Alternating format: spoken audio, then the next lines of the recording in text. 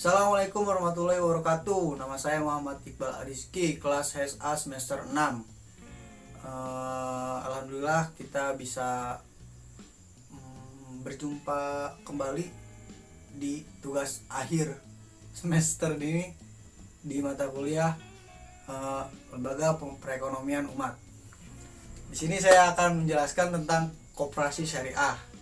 Jadi kita ada 3 pembahasan. Yang pertama, pengertian koperasi dari koperasi syariah. Itu yang kedua, prinsip dan landasan koperasi syariah. Yang ketiga, syarat usaha koperasi syariah. Nah, kita langsung aja ya ke yang pertama, yaitu pengertian koperasi syariah.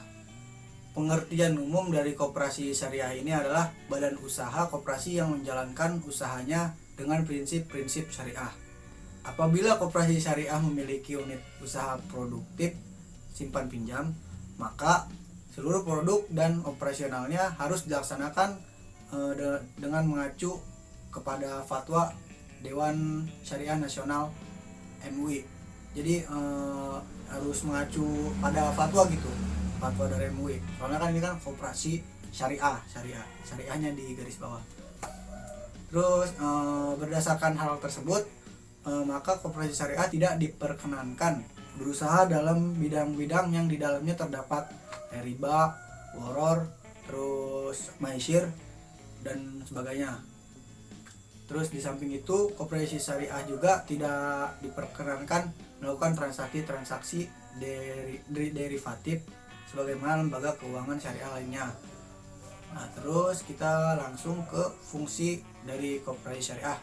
Apa saja itu fungsi-fungsi dari koperasi syariah? Mari kita bahas sekarang. Fungsi dari koperasi syariah ini ada 6. Nah,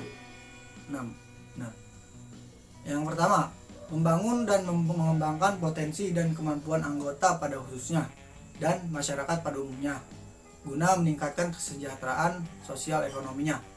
Yang kedua, memperkuat kualitas sumber daya instansi anggota agar menjadi lebih amanah, fatonah, konsisten, konsekuen atau istiqomah di dalam menerapkan prinsip-prinsip ekonomi Islam dan prinsip-prinsip syariah Islam. Terus yang ketiga, berusaha untuk mewujudkan dan mengembangkan perekonomian nasional yang menerapkan usaha bersama berdasarkan asas kekeluargaan dan demokrasi ekonomi. Yang keempat, sebagai mediator antara menyandang dana dengan penggunaan dana sehingga tercapai optimalisasi pemanfaatan harta. Terus yang kelima, menguatkan kelompok-kelompok anggota sehingga mampu bekerja sama melakukan kontrol terhadap koperasi secara efektif. Dan yang terakhir, yang keenam, mengembangkan dan memperluas kesempatan kerja. Terus yang selanjutnya kita akan membahas tentang prinsip dan landasan koperasi syariah. Apa aja ya prinsip koperasi syariah itu? Prinsip koperasi syariah itu ada kekayaan adalah amanah Allah Subhanahu wa taala yang tidak dapat dimiliki siapapun secara mutlak. Itu yang pertama. Yang kedua, itu manusia diberi kebebasan bermuamalah selama dengan ketentuan syariah. Terus ada manusia merupakan khilafah Allah dan pemakmur di muka bumi.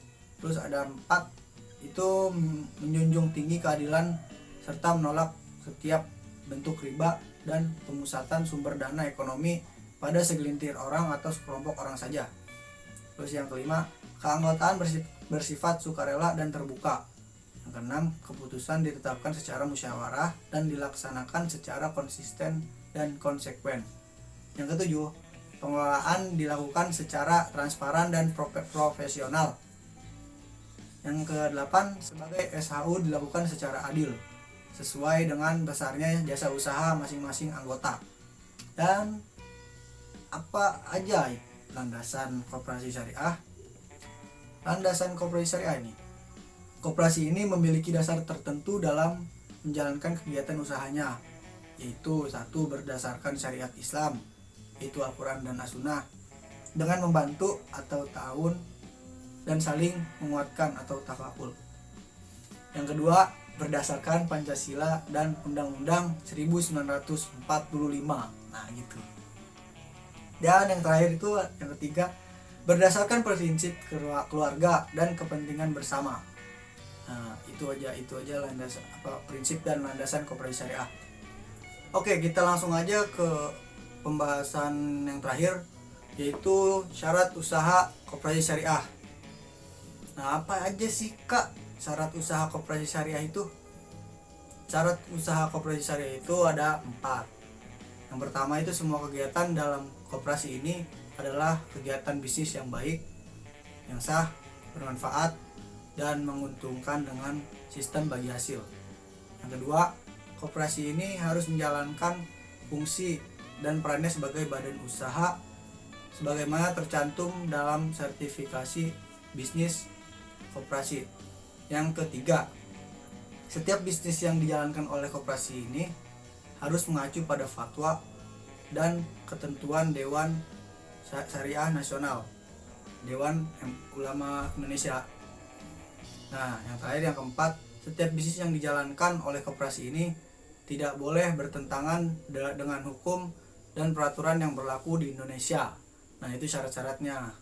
Dan sudah selesai. Ya, segitu aja pembahasan dari saya. Semoga bermanfaat untuk yang nonton. Semoga nilai saya bagus. Ya, terus semoga kita dilindungi terus sama Allah Subhanahu wa taala, diberikan kesehatan terus sama Allah Subhanahu wa taala. Amin. Ya, semoga COVID-19 ini pergilah dari Indonesia ya, dari dunia, dari negeri ini, dari dunia lah, pokoknya pergilah. Amin. Nah, terus semoga kita bertemu di KKN. Saya mau KKN, Bu. Saya mau KKN. Mau nyari jodoh. Enggak. Ya, segitu aja video dari saya. Semoga bermanfaat. Terima kasih telah menonton. Wassalamualaikum warahmatullahi wabarakatuh.